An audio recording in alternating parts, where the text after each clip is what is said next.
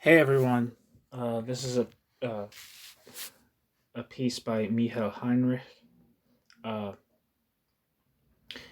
titled Capital in General and the Structure of Marx's Capital. It's from Capital in Class, 1989.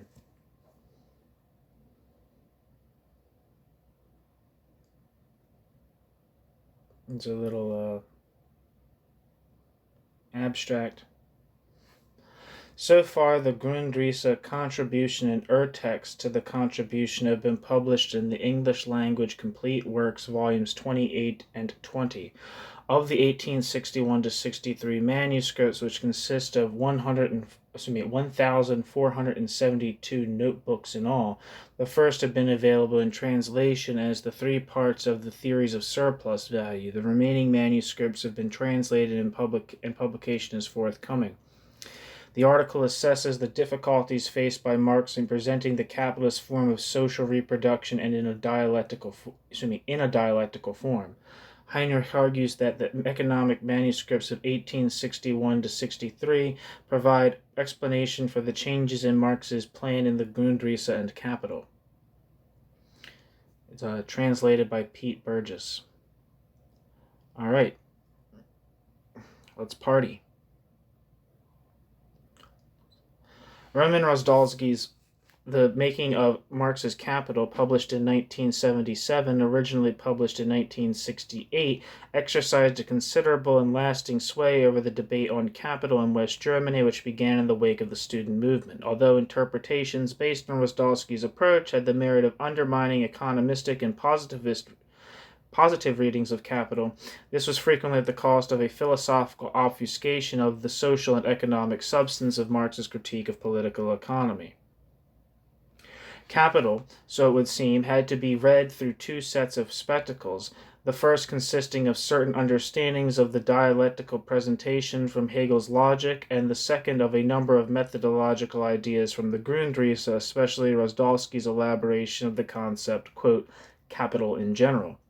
Ironically, the ebbing away of debate about capital with the breakup of the student left in the mid-1970s coincided with the first publication of many of the manuscripts which formed the immediate preparatory work to Capital, as well as better edited versions of already familiar manuscripts in the shape of the new complete Marx-Engels edition, the Marx-Engels Gesamtausgabe. Mega is divided into four main sections: works, articles, drafts, excluding capital, capital, and its preceding text, letters, excerpts, synopses, notes, marginal comments. Section 2 of Mega is of particular interest for Marx's developed economic theory. The first volume contained the Grundrisse of 1857/58. This represents the first draft of the economic theory of the, quote, mature Marx. The second volume contains the 1859 text Zur Kritik der politischen Ökonomie, erstes Heft. A contribution to the critique of political economy, which consists merely of two chapters, one on the commodity and one on money. This second volume also contains a fragment of what is termed the Urtext, the, quote, original text of the contribution, which is particularly interesting because of its treatment of the law of appropriation under simple commodity circulation and the transition from money to capital, neither of which appear in the finished text. Although these texts are both already familiar from earlier editions, at least to German readers, the third volume, which itself consists of 6 sub-volumes, contains the first complete edition of the 1861 to 63 manuscripts, entitled Zur Kritik der politischen Ökonomie. Prior to its publication in Mega, only the theories of surplus value had been published from this text, which totals 2,400 printed pages and is the largest of Marx's manuscripts. Originally envisaged as the continuation of the 1859 text, it soon turned into a typical working manuscript in which Marx wrestles with problems of both investigation and presentation. This manuscript is the second draft of Marx's economic theory. It represents the vital link between the Grundrisse and Capital. The complete edition of the second draft of Marx's economic theory, written between 1861 to 63, is already certainly one of the most significant results of the labor that has gone into Mega.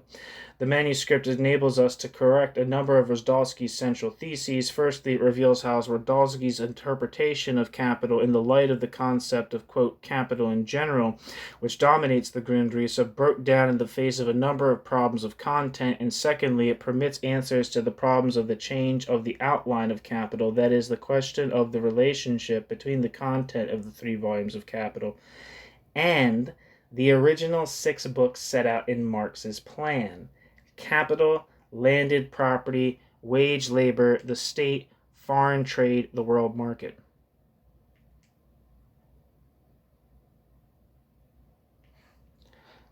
Far from being a simple subdivision of the material under examination, the distinction between, quote, capital in general and, quote, competition between many capitals constitute a methodological approach reflecting a particular view of the structure of bourgeois society. Its novelty can be seen when we compare it with Marx's economic analyses of the 1840s. These were primarily directed at market processes, where Marx regarded competition as the crucial mechanism for explaining a very diverse range of phenomena. Thus, in Wage, Labor, and Capital, Marx attributed both the movement of wages and the development of the productive forces to competition. Marx, 1849. The 1851 excerpt notebooks on Ricardo indicated another position in which Marx distinguishes between the, quote, real process from his, quote, law. The Grundrisse marked an entirely new understanding of competition. Marx writes, quote, competition in general, this essential locomotive force of the bourgeois economy, does not establish its laws, but is their executor. Hence, unlimited competition is not the presupposition for the validity of the economic laws, but the consequence, the form of appearance in which their necessity is realized, end quote. Marx, 1857. Grundrisse.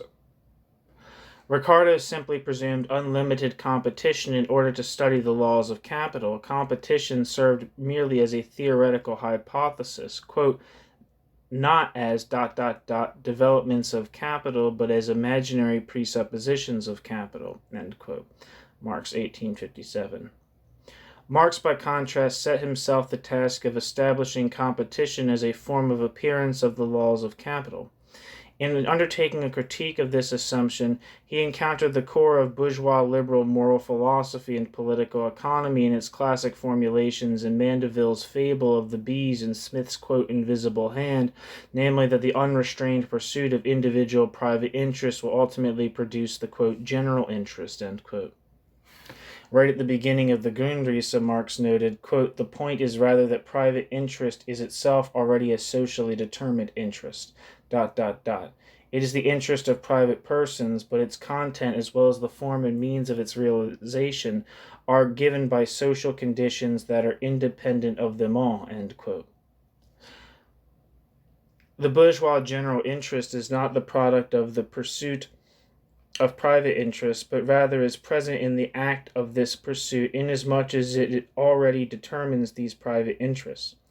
This implies for competition, quote, conceptually, competition is nothing but the inner nature of capital.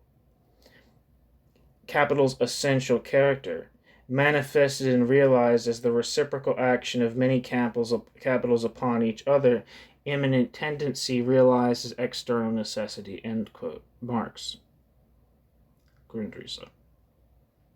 For Marx, the realization that the laws of the inner nature of capital are merely realized in the actual movement of individual capitals meant a qualitative breakthrough from his earlier market-oriented analyses.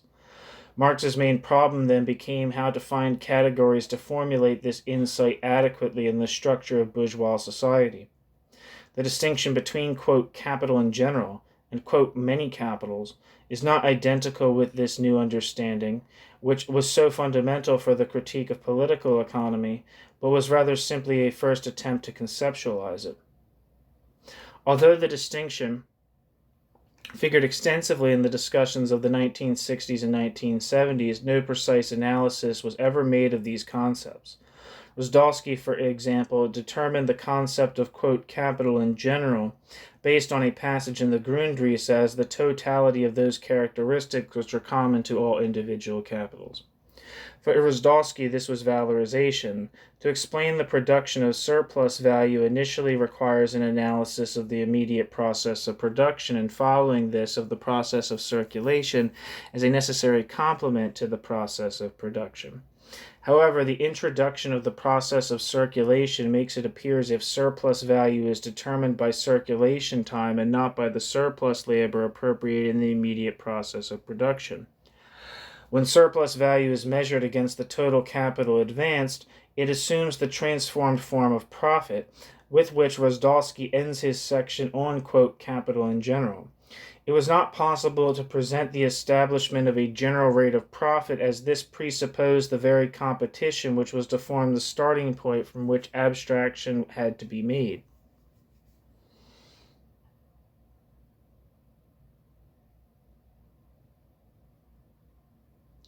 Rosdolsky's understanding of, quote, capital in general as a generic concept embracing all the common characteristics of many capitals does not hold up. However, the average rate of profit is also a characteristic common to all capitals, but according to Rosdolsky should be excluded from the presentation. Moreover, Rosdolsky's determination of the substance of, quote, capital in general, end quote, does not agree with the section planned by Marx. As the numerous draft plans show, plans, one might add, published by Rosdolsky himself, Marx did not want to end, quote, capital in general with simple profit but with interest.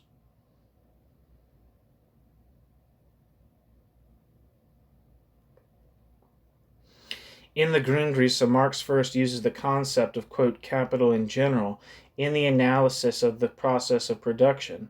After considering the concepts of capital used by bourgeois economists, Marx summarizes his own approach in the following way, quote, capital, so far as we consider capital here as a relationship of value and money, which must be distinguished, is capital in general, i.e., the quintessence of the characteristics which distinguish value as capital from value as simple value or money, end quote.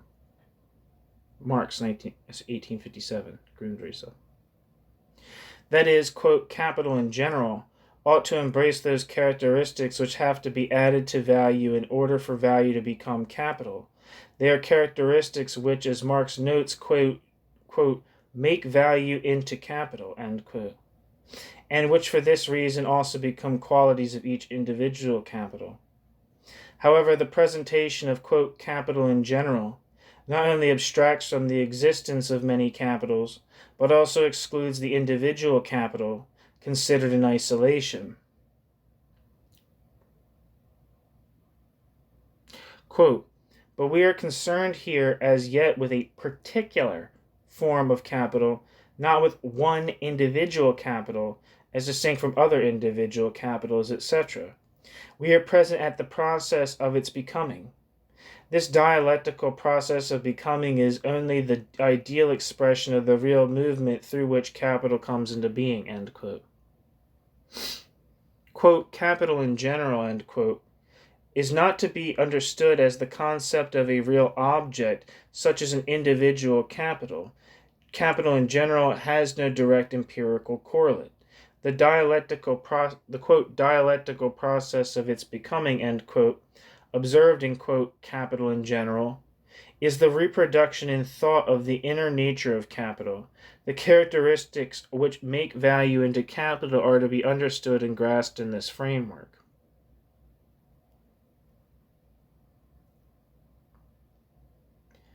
Marx did not set out from the individual capital as it appears, as fructiferous,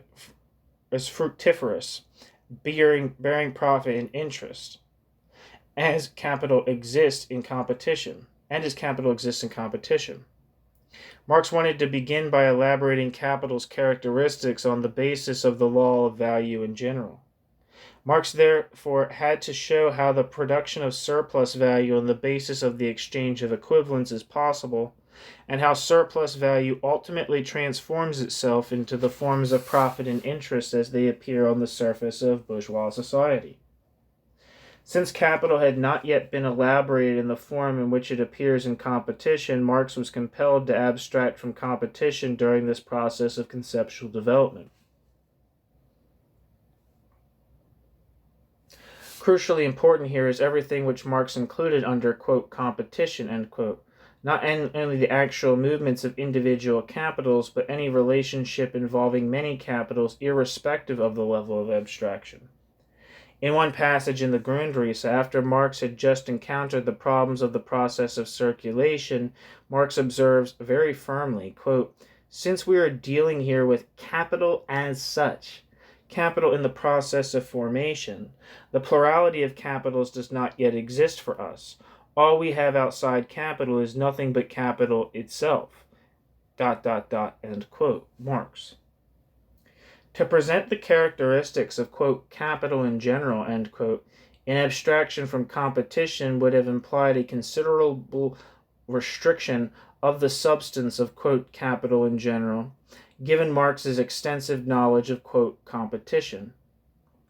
On the other hand, and as has often been overlooked, there is a specific pre-given content which has to be presented. Capital has to be, quote, finally, determined within the sections on, capital has to be, quote, finally, determined within the section on, quote, capital in general, including all those characteristics which manifest themselves in competition. For, quote, what is inherent in the nature of capital is actually externalized as an outward necessity only by competition, which is merely forced by the many capitals of the immanent determinations of capital upon one another and upon themselves, end quote. Marx.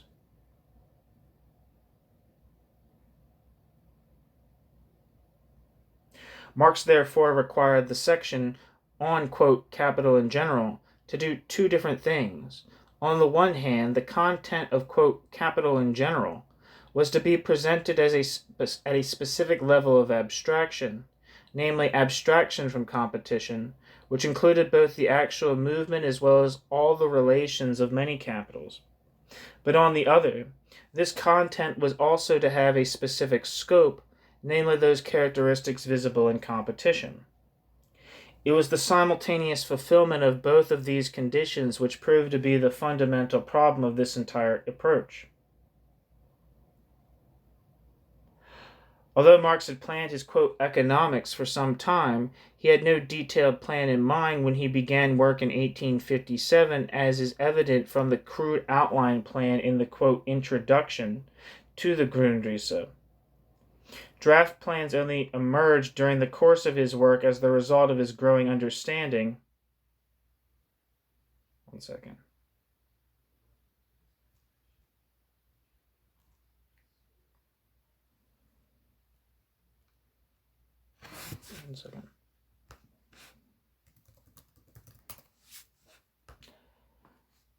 Draft plans only emerged during the course of his work as the result of his growing understanding of the structure of bourgeois society.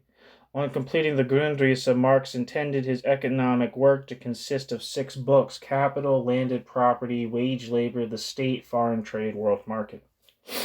The first 3 were to set out the, quote, economic conditions of existence of the 3 great classes into which modern bourgeois society is divided, end quote. The following sections were envisaged for the book on capital: A, capital in general; B, competition; C, credit; D, share capital.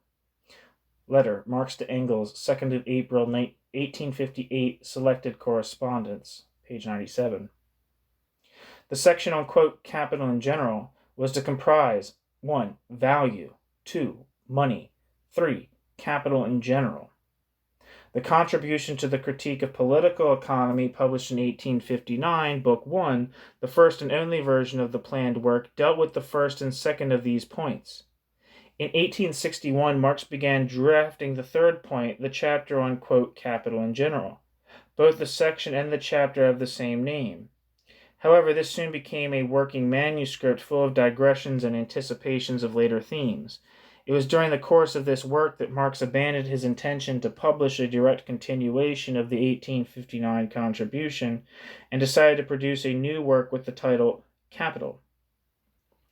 I propose to examine the relationship between the 3 volumes of Capital and the original plan in the first section below. The 1861-63 manuscripts reveal Marx's difficulties in presenting, quote, capital in general, end quote, and show how this approach was finally broke down. The first difficulties were already evident in the Grundrisse. In the course of setting out the circulation process of capital, Marx encountered the problem that both the material elements of capital as well as the means of life had to be reproduced, but that this simultaneous reproduction could only be presented by considering the exchange between different capitals.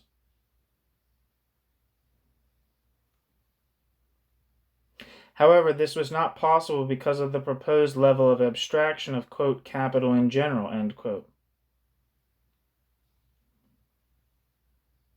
Here Marx could do nothing more than offer the assurance, quote, here we can still speak of a single capital operating since we are considering capital as such, end quote. Another problem emerges with the law of the tendential fall in the rate of profit. If there is a general law, then that general law should be presented before competition, that is in the section on, quote, capital in general. On the other hand, Marx was clear that what falls is the average rate of profit. However, the average rate of profit was not supposed to be dealt with until the section on competition after the law of its fall. And finally, Marx's uncertainty was also evident in the observation that, quote, capital in general was not simply an abstraction, but also had a real existence, which had been recognized by the bourgeois economists in their, quote, doctrine of evening up, end quote. Marx, 1857. However, Marx never specified what he understood by this real existence. In fact, he used the expression only once.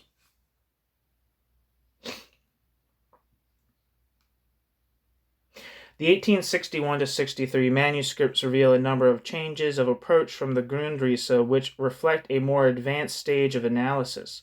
For example, Marx deals for the first time systematically with the raising of the productive forces as a method of production of relative surplus value. The section on the production process of capital also encompasses themes which the Grundrisse had consigned to the book on wage labor, such as the lengthening of working time, and women and children's labor.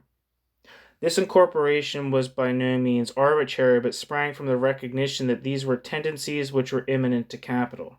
This also alluded to the later abandonment of the planned 3-volume separate treatment of the conditions of existence of the 3 major classes. Interestingly, Marx now moved to incorporate accumulation into the presentation of the process of production. This was excluded in the Grundrisse on the grounds that it would require a consideration of many capitals. Whereas in the Grundrisse, Marx saw accumulation as the transformation of profit into capital as a process of an individual capital, the 1861-63 manuscripts includes the transformation of surplus value into capital.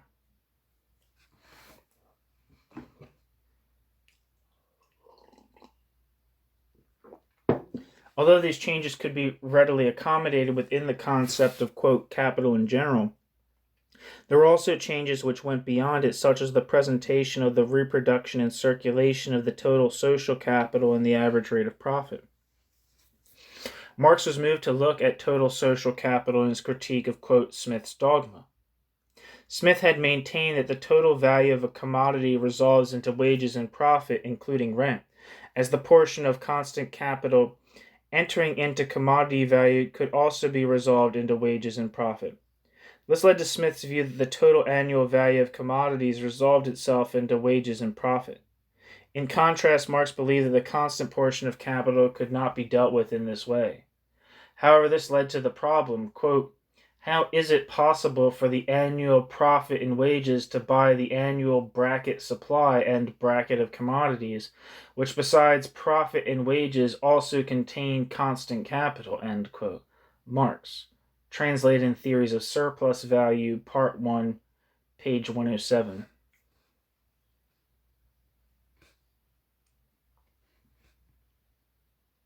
Marx eventually solved this problem by distinguishing two departments of the total social capital, one producing means of production and one means of consumption, and by considering their exchange.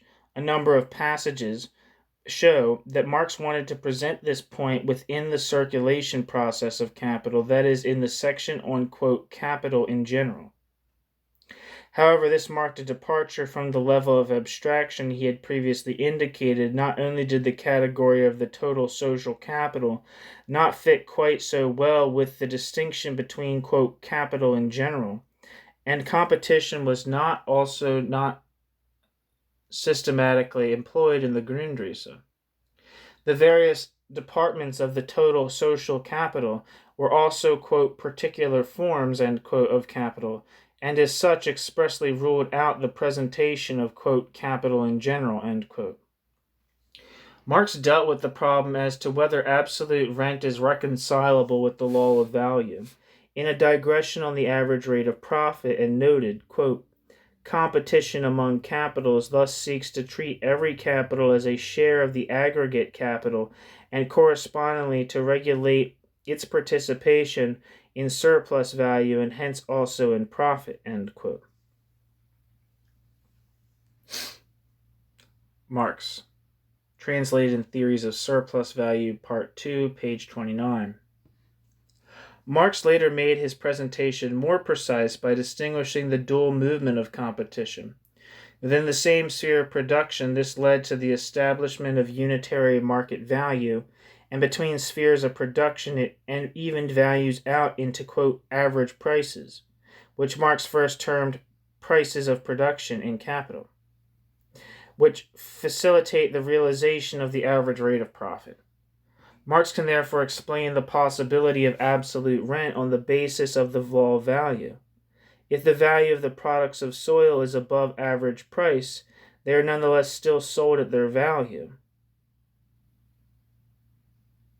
because they do not enter into the equalization process for the establishment of the average rate of profit and realize a surplus profit in addition to the average profit which the landowner appropriates as absolute rent.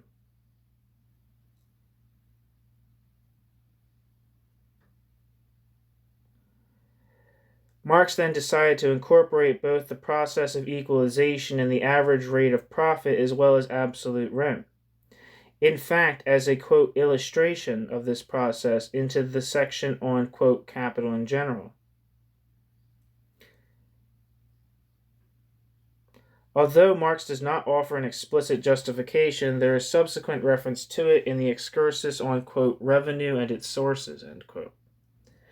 There Marx keeps to his view that interest, which was to have constituted the conclusion to the presentation of, quote, capital in general, in the Grundrisse, presupposed profit and, in fact, the average rate of profit.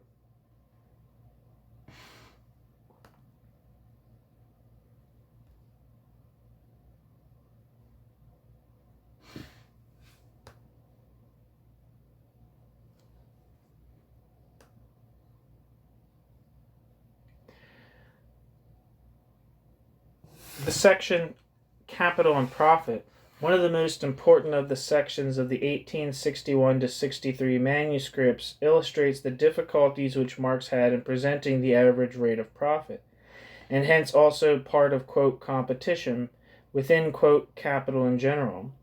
Although wanting to deal with the average rate of profit, Marx wished to take up, quote, the relation of competition only as a, quote, illustration.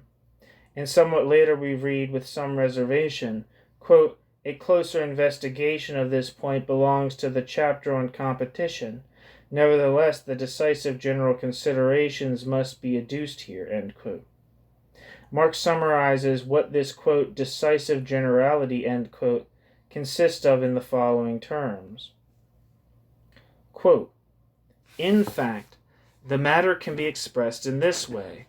Profit as first transformation of surplus value, and the rate of profit in this first transformation expresses surplus value in production to the individual overall capital of which it is the product, Empirical or average profit expresses the same transformation, the same process, in that the empirical or average profit relates the total amount of surplus value, hence the surplus value realized by the whole capitalist class, to the total capital, or the capital employed by the whole capitalist class, ...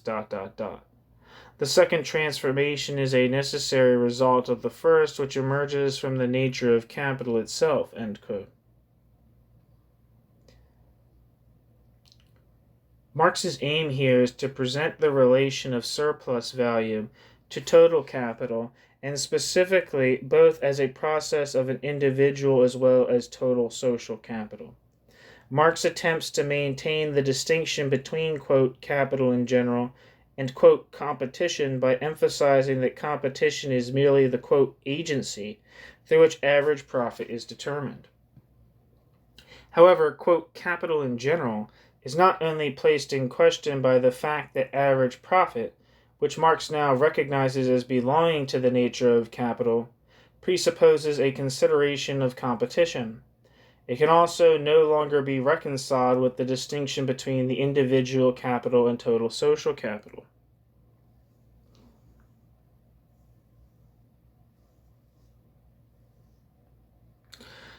The category of, quote, capital in general, end quote, is beginning to break down.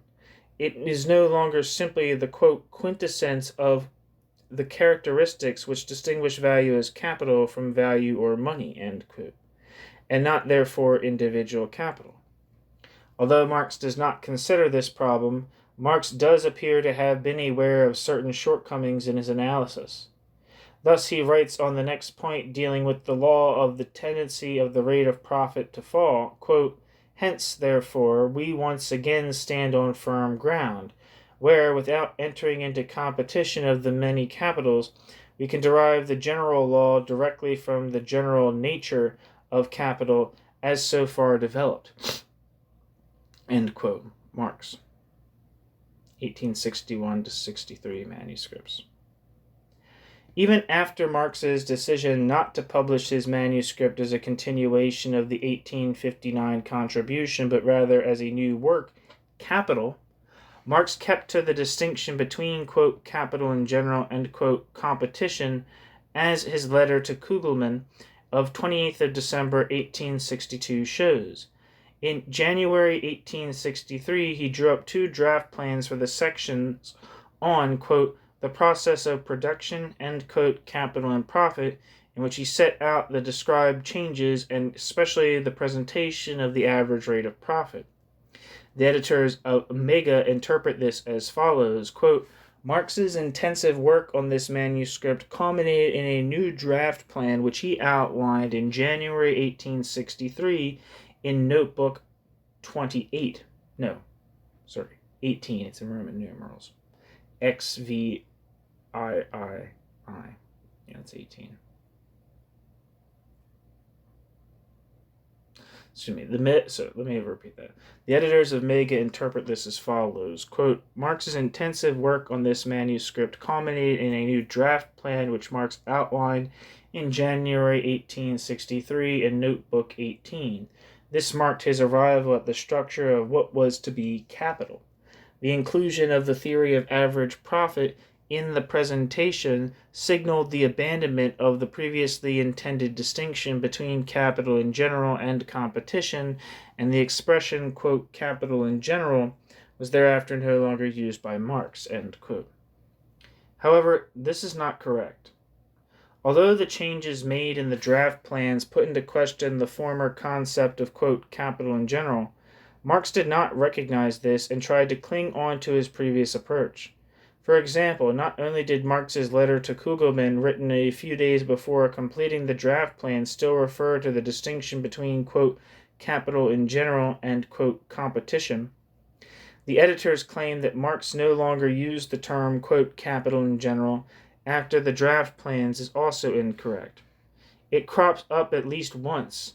First and foremost, however, Marx cannot, quote, abandon the separation between, quote, capital in general and, quote, competition, as the Mega's editors claim.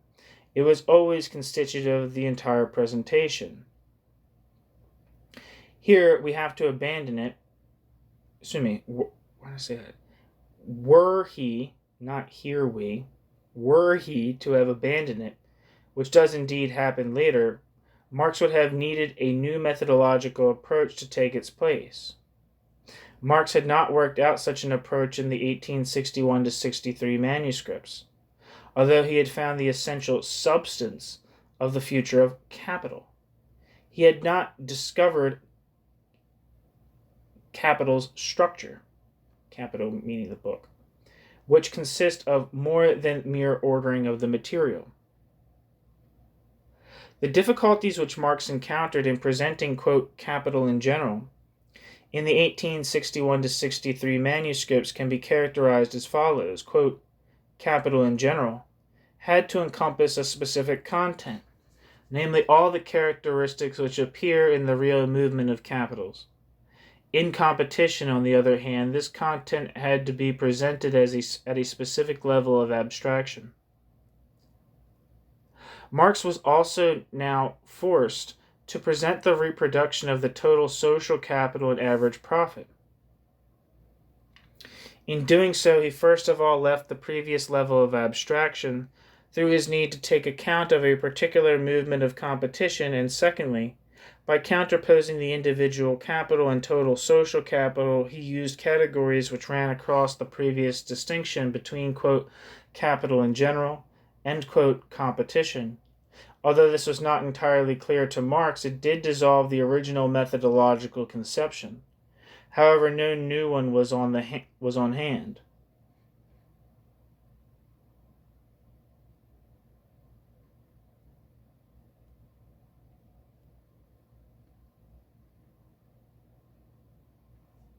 One second.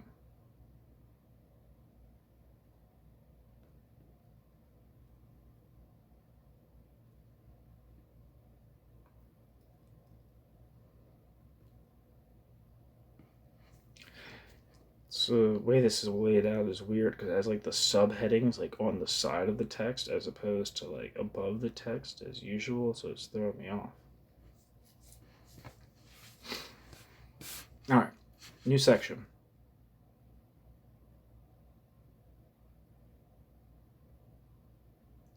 Interpretations of Marx's change of plan. Rosdolsky dealt in some detail with the relationship between the 3 volumes of Capital and the 6 originally planned books. Rosdolsky drew a sharp distinction between the first 3 books, Capital, Ground, Rent, Wage, Labor, and the final 3, State, Foreign Trade, and World Market, and correctly noted that Capital does not include the subjects destined for the last 3 books, but did contain the main elements of the first 3 books. In particular, Capital, the book, not only embraced the material intended for the sections on, quote, capital in general, but also themes originally planned for the remaining sections, competition, credit, share capital. Although Rosdolsky's scheme accurately reproduces the change in the location of the various subjects, Rosdolsky's view that the change in the structure consisted simply in this reordering of the individual chapters is mistaken. Rosdolsky saw Marx's change of plan as a, quote, progressive narrowing down of the original outline, which corresponds, however, with an expansion of the part which remained, end quote. Although, quote, he dropped his intention of presenting competition and share capital separately, the first section of the first book, dealing with, quote, capital in general, was progressively enlarged to take care of this.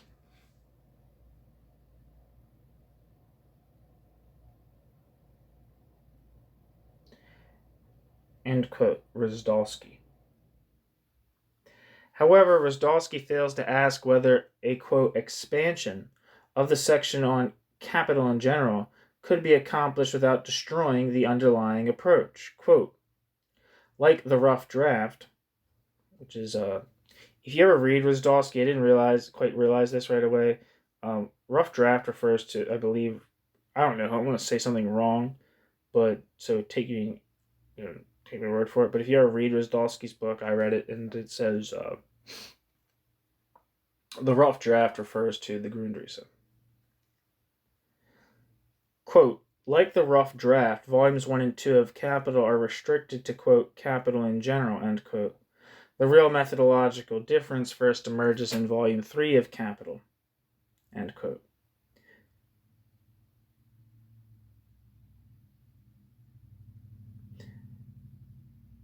This goes beyond the context of, quote, capital in general. Quote, hence the previous fundamental separation of the analysis of, quote, capital in general and that of competition is dropped here, end quote. Rosdolsky. For Rosdolsky, therefore, Marx deals with part of, quote, capital in general in the first 2 volumes of Capital, with the remainder together with competition in the third.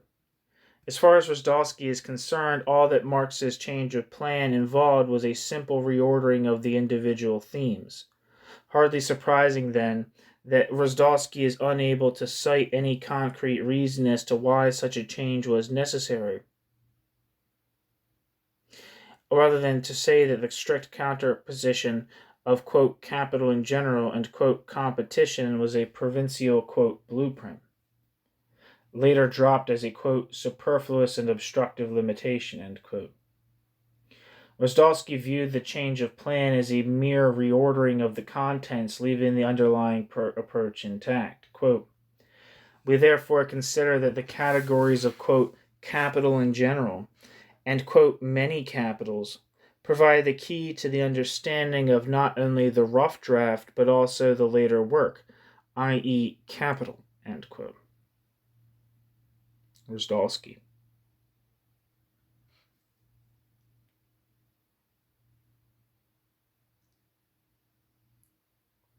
Again, the rough draft being Grundrisse. This mistaken understanding has exercised a major influence on subsequent interpretations of capital. As noted above, quote, capital in general implies that a specific content is presented at a specific level of abstraction. Such a concept could not possibly survive the simple regrouping of individual themes. Capital, therefore, must contain a new structural approach. Recent contributions from the German Democratic Republic and Soviet Union also hold that Capital, the book, went beyond the framework defined by, quote, capital in general. However, the authors concerned have not been able to say why, nor have they specified the new structural concept. Jan/Nietz told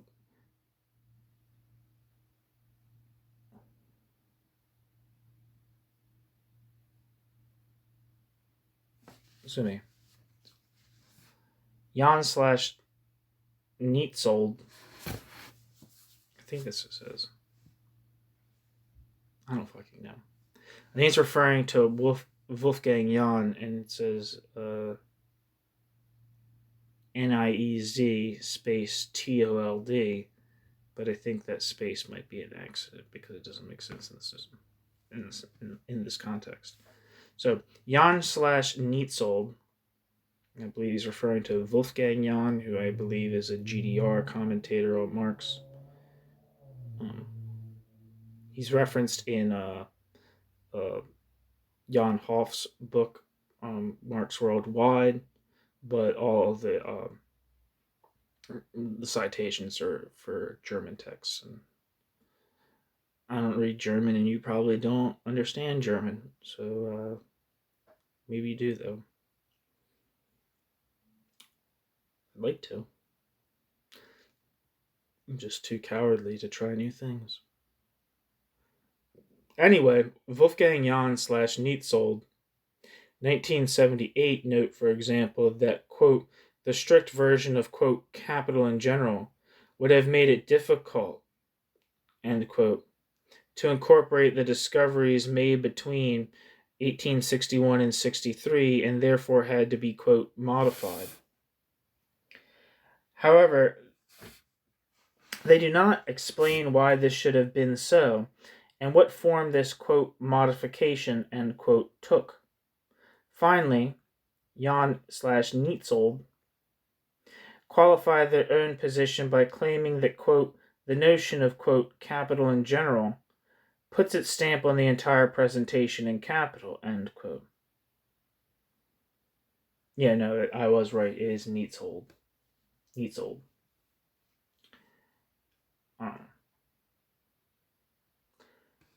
Tarnowski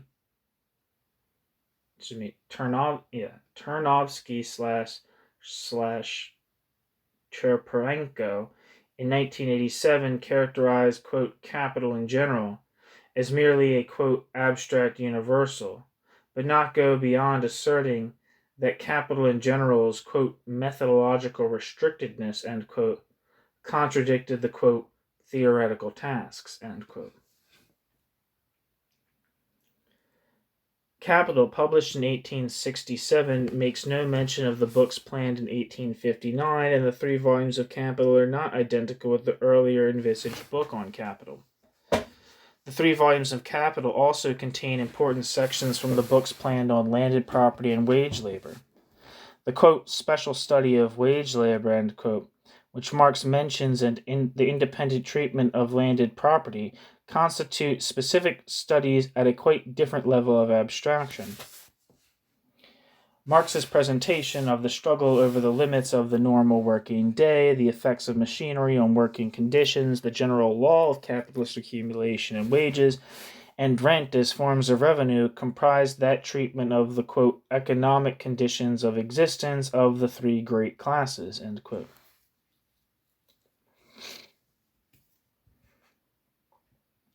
Initially intended as the object of the first 3 books.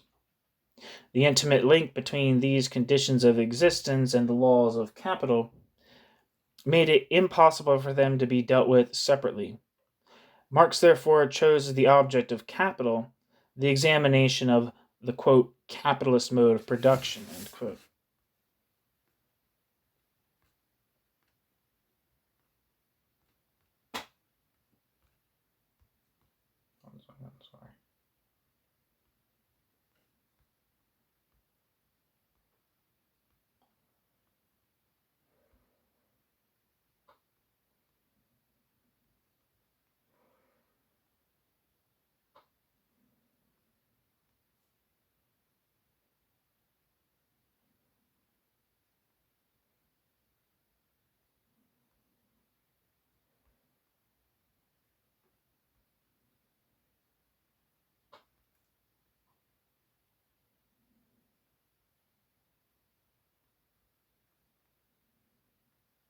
Sorry.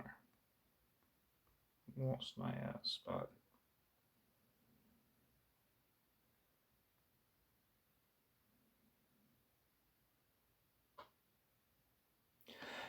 As far as the 4 sections originally planned for the book on capital in general, competition, credit, share capital were concerned, Capital contained the essential contents of all these sections, although not in that order.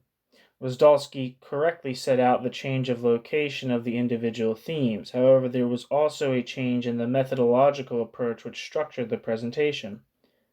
Capital can no longer be understood in terms of the previous distinction between, quote, capital in general and, quote, competition. The concept of, quote, capital in general is shattered. Marx's formal recognition of this process can be seen in the fact that, quote, capital in general is used neither as a chapter heading nor in the text of Capital. The dissolution of the earlier approach was not prompted by any general methodological considerations. It was not dropped arbitrarily, but rather had to be abandoned because it could no longer be sustained. Quote, capital in general was shattered because it was not possible to elaborate all the determinations of form. Formbestimmungen, which would have been necessary for the transition from the, quote, generality to the, quote, actual movement, an abstraction from the movement of many capitals. it was necessary to consider a specific relation between the individual capital and the total social capital, both in the overall process of reproduction and the process of equalization, which yields the average rate of profit. However, presenting such a relationship seemed to become circular. On the one hand, individual capitals had to be observed independently of and prior to the total social capital which the individual capitals constituted. On the other hand, total capital imposes limits on the movement of individual capitals, so that the presentation of individual capitals presupposes the presentation of the total capital. Marx dealt with this problem in Capital by regarding the individual capital and the constitution of the total social capital at a number of different levels of abstraction, that is, neither the individual nor the total capital, which Marx initially made the object of his study, are the finally determined phenomenon which they appeared to be from the viewpoint of empirical observation. In place of the previous approach of, quote, capital in general and, quote, competition, Capital deals with individual capitals and the constitution of total social capital as at three successive levels: the immediate process of production, the circulation process, and the process as a whole, which presupposes the unity of production and circulation.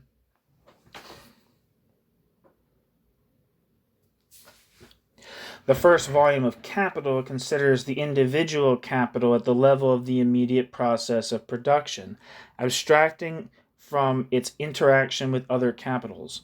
Marx's initial concern is with the production of surplus value and with capital accumulation. Chapter 25 marks the beginning of the consideration of the total social capital. At the stage of presentation up to that point, individual capitals are distinguished only by their size and organic composition. As a result, only these aspects can be considered as far as the total capital is concerned. Total capital appears merely at the arithmetic level. Total capital appears merely as the arithmetic sum of individual capitals. However, even at this abstract level, how the movement of the total capital affects individual capitals has become visible and is illustrated in the first two subsections of Chapter 25. The next level of analysis, the circulation process of capital, begins by analyzing the circuit and turnover of the individual capital. Here, however, individual capitals no longer exist merely alongside one another, and the total social capital ceases to be the mere sum of individual capitals. Marx notes, quote, however, the circuits of individual capitals are interlinked. They presuppose one another and condition one another, and it is precisely by being interlinked in this way that they constitute the movement of the total social capital, end quote. Marx.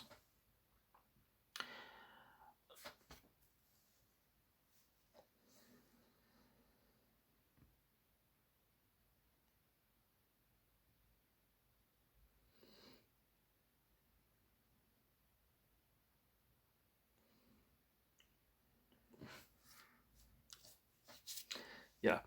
It says Marx 1885, and 1885 is the year that the second volume of Capital was published, I believe. Marx died in 1883. And he's talking about the process of circulation, and that's what volume 2 of Capital is about. Anyway, the total capital is therefore not only considered from the standpoint of total capital's accumulation, but also total capital's reproduction. And inasmuch as this process of reproduction requires a certain degree of proportionality, both as regards the reproduction's material substance, inasmuch as the reproduction process requires a certain degree of proportionality, both as regards reproduction's material substance and reproduction's value. Reproduction limits on the movement of individual imposes limits on the movement of individual capitals.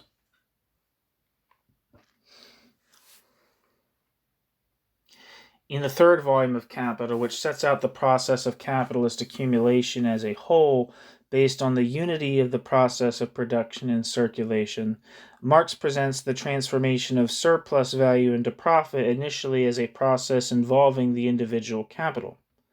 At this level, the individual capitals which produce profit constitute the total social capital by establishing a general rate of profit. The process which this performs is not merely that of linking their circuits, but of, quote, competition, not in the bourgeois economic sense of perfect competition, but as the specific form of social reproduction. Vergesellschaftungsweise, which makes individual capitals into homogeneous components of the total social capital.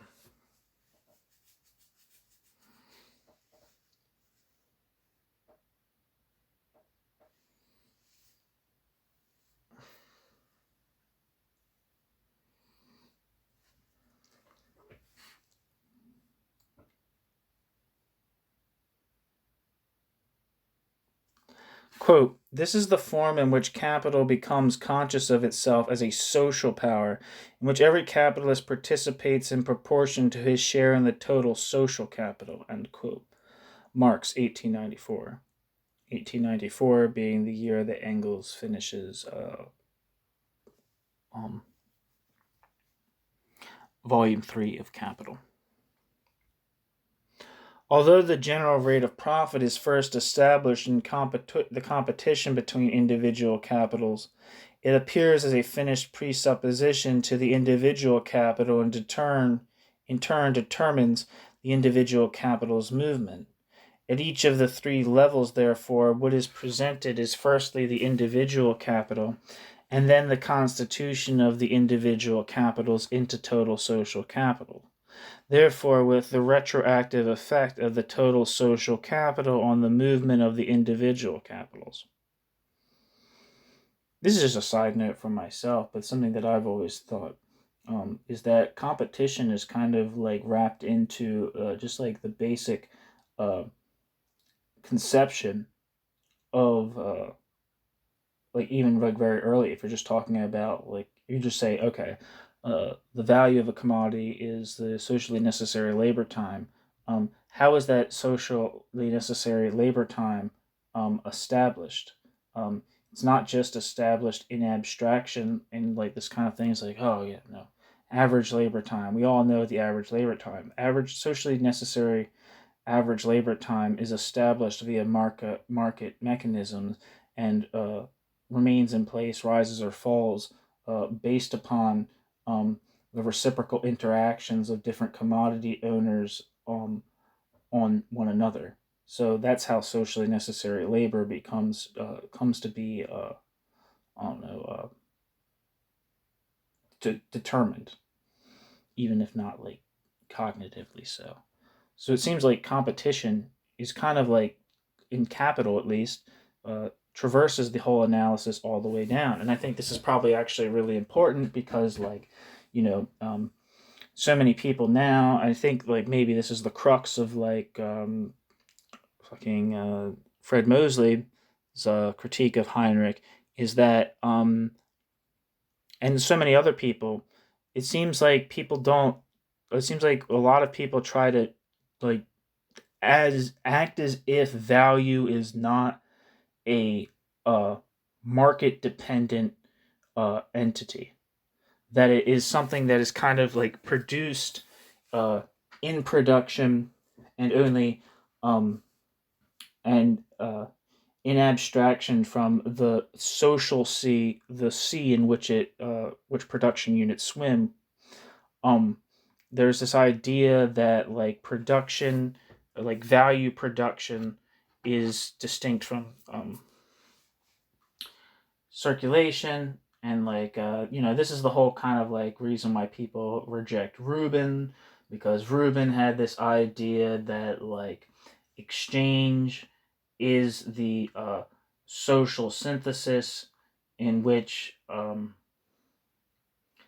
like I'm gonna fucking butcher the retelling of it, but basically that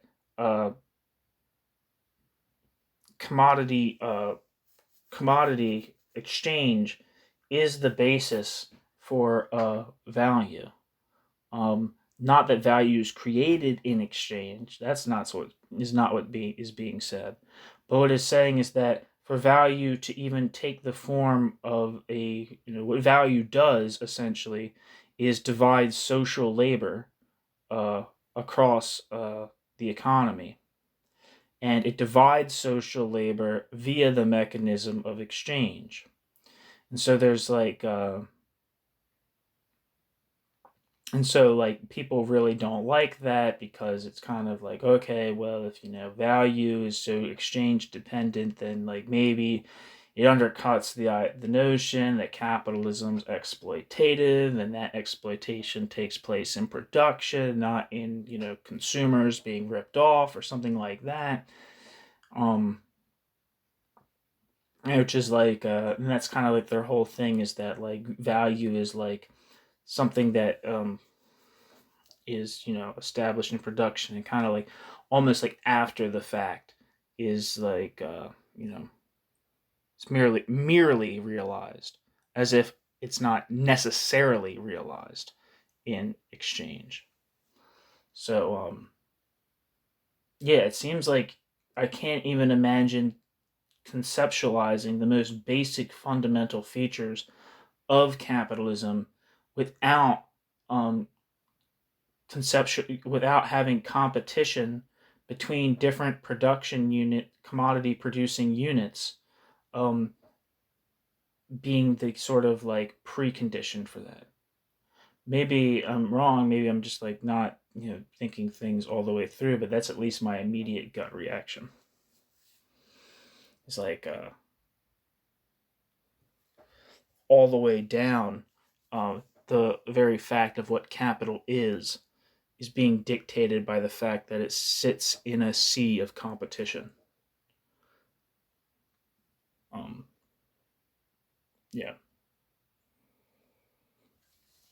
I feel like I had another thought there. Yeah. And this is why, people who embrace a value form approach, Heinrich has said this elsewhere, is that one of the political consequences out this is that it rules out very much so, if what is problem is the heteronymous domination of value relations over human social life, overcoming that domination means entailing the preconditions of value being a regulating feature of social life, which is markets. And so overcoming capitalism does substantially consist of overcoming things like commodity production and money. If you just focus on production, you can kind of have this idea of the answer to the crisis of capitalism and heteronomy is merely the expropriation of the capitalist class and their replacement by something akin to competing workers cooperatives or something of that sort, mediated and guided by the state perhaps, but generally operating in a state of competition, producing commodities at the lowest price that can still yield maximal profit. So yeah, there's a lot of big shit that's being talked about here that's kind of I don't know, maybe not manifestly apparent. There's a critique when you include value production and exchange together, it immediately draws into question the critique. It really throws questions of markets into contrast, and what the role of markets would be in an alternative society to capitalism. So it's these questions might seem tedious or abstract, but they're very political. I don't have answers to them, but I'm just kind of maybe I'm throwing my 2 cents in here because hopefully it'll make it more of I don't know. It'll make it seem like this was more of an interesting essay than maybe it appears at first glance. I don't know. If you've already listened this far, you're probably pretty engaged, so.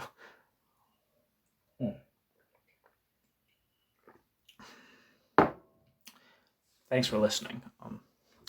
We showed above that the fundamental difference between the Grundrisse and Marx's economic analyses of the 1840s lay in the recognition of the distinction between the immanent laws of capital and their implementation in the real movement of many capitals.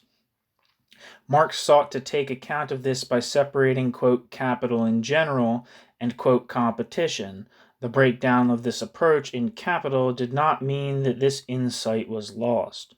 The earlier approach included a very definite view of how the, quote, real movement of capitals, which was to be presented in, quote, competition, was to be understood.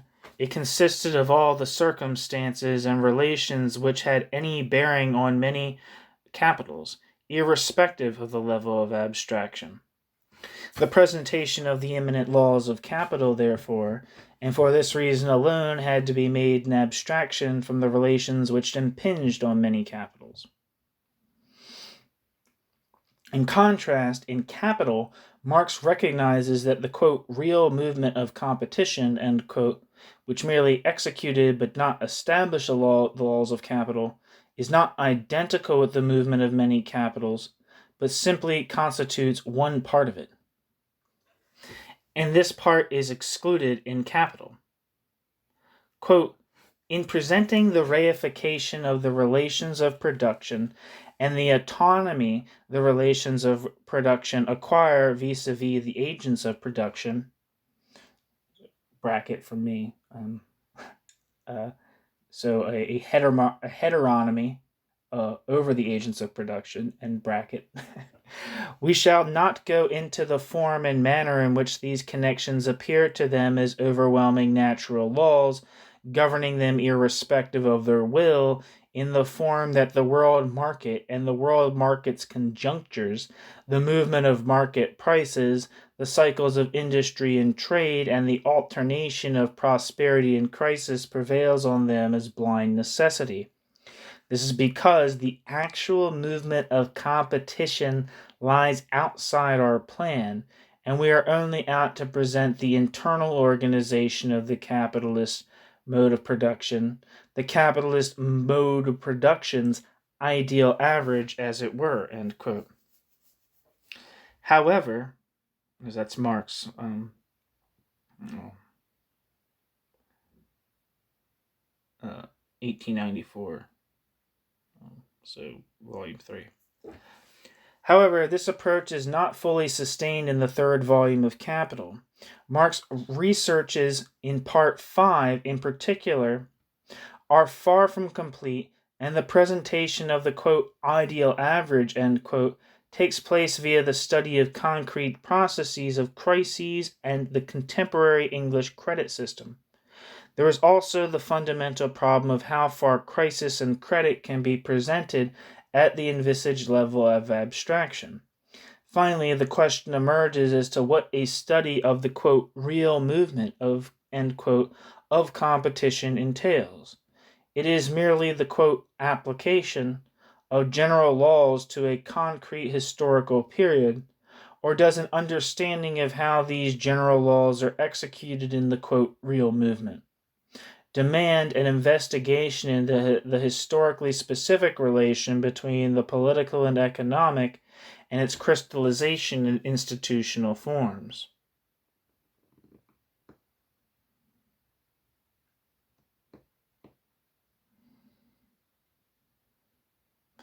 Thanks for listening. It's over now. I can go do something else. Stop listening to me.